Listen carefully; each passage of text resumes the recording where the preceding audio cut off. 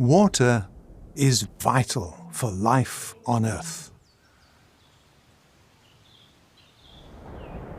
But in some places, water is scarce or unfit to drink.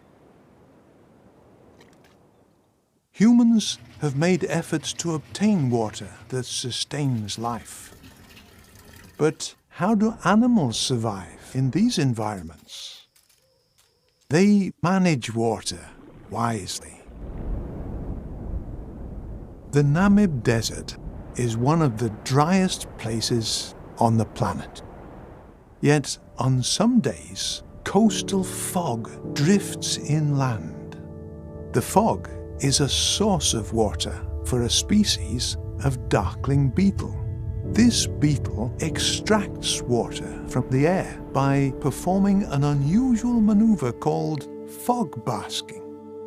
It walks to the top of a dune, faces the wind, and seems to stand on its head. When the beetle is perched at an angle of about 23 degrees, beads of water collect on its back and trickle down to its mouth. But is it possible to survive without drinking any water? The kangaroo rat lives in arid parts of the North American West. It gets water from the food it eats, seeds, insects, and green vegetation. It conserves the water it absorbs. It doesn't pant.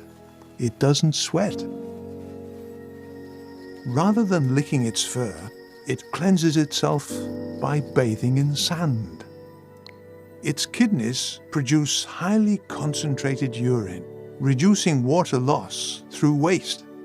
By conserving precious water in these ways, the kangaroo rat can survive without taking a single sip of water in its entire lifetime.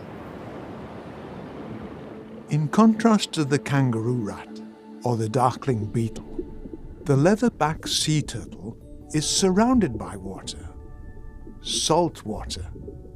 The turtle ingests high amounts of salt from seawater directly and from its primary food, jellyfish. Too much salt in the turtle's body would be poisonous. How does it eliminate excess salt? It cries. These are not emotional tears. The tears are produced by two large salt glands in its head.